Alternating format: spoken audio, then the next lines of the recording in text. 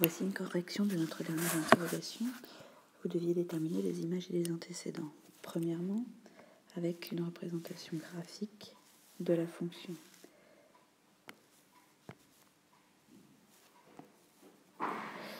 La voici ici. Donc, on vous demandait, pour commencer, l'image de 1.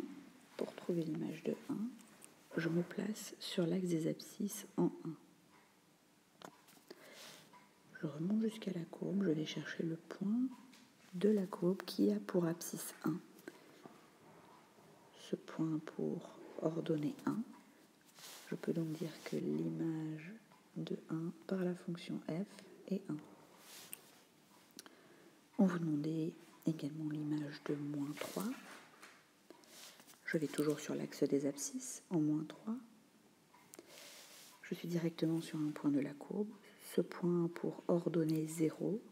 Je dis donc que l'image de moins 3 par la fonction est 0. Je peux vous donner un dernier exemple. Si je vous avais demandé l'image de 3, je me place encore une fois sur l'axe des abscisses en 3. Je vais chercher le point de la courbe qui a pour abscisse 3 et je vais lire son ordonnée. Il a pour ordonnée 4. Je peux donc dire que l'image de 3 par la fonction f est 4. Pour résumer, quand on vous demande de trouver l'image d'un nombre par une fonction, vous allez chercher ce nombre sur l'axe des abscisses et vous allez lire l'image sur l'axe des ordonnées. Nous vous demandions ensuite de trouver des antécédents. Pour trouver les antécédents, cette fois-ci, on va aller sur l'axe des ordonnées. Donc, on me demande les antécédents de 2, je vais en 2 sur l'axe des ordonnées. Je trace une droite horizontale, passant ici par ce point. Et je vois que je coupe la courbe en 4 points. 1, 2, 3, 4.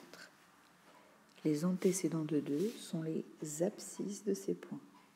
Ici, ici, ici et ici. Il me reste à les lire. Je lis 2, 0, moins 2 et moins 8. Je dois donc écrire une phrase. Les antécédents de 2 par f sont moins 8, moins 2, 0 et 2. Pour résumer, quand on vous demande de trouver les antécédents d'un nombre par une fonction, je cherche ce nombre sur l'axe des ordonnées et je lis les antécédents sur l'axe des abscisses. Dans la suite de l'interrogation, nous allons trouver les images et les antécédents grâce à un tableau de valeurs cette fois-ci. Le tableau de valeurs, vous ne deviez pas le trouver, on vous le donnait directement. Le voici dans votre interrogation. Alors, grâce à un tableau de valeurs, je vois ici, on me donne les nombres et ici, on me donne les images de ces nombres par la fonction f. Donc, quand on vous demandait l'image de 3 par la fonction f, je vais chercher 3 dans la ligne des x, je le trouve ici, et je lis l'image de 3 dans la ligne des f de x. J'ai donc pour image 5. L'image de 3 par la fonction f est 5. Quand on me demande des antécédents, cette fois-ci, eh bien, quand on me demande l'antécédent de 2, par exemple, je vais chercher tous les 2 dans la ligne des f de x. J'en trouve 2. Je lis leurs antécédents dans la ligne des x. Ici, je lis donc 0 et 2. Il me reste à écrire une phrase. Les antécédents de 2 par f sont 0 et 2.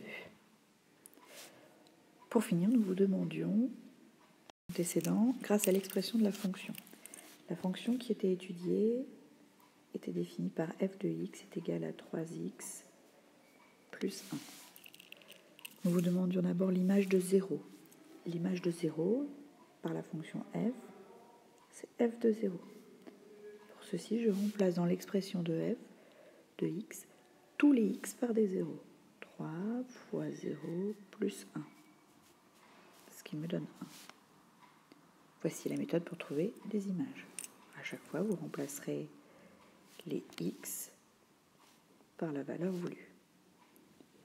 Nous vous demandions ensuite les antécédents de 1.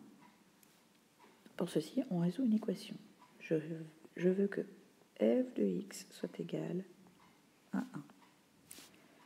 Ceci est équivalent à dire que 3x plus 1 est égal à 1. Et j'arrive donc à une équation du premier degré à une inconnue. Ça me donne 3x égale à 0, x est égal à 0. J'ai encore une fois une phrase à écrire. L'antécédent de 1 par f est 0. Voici les 3 méthodes importantes pour cette interrogation.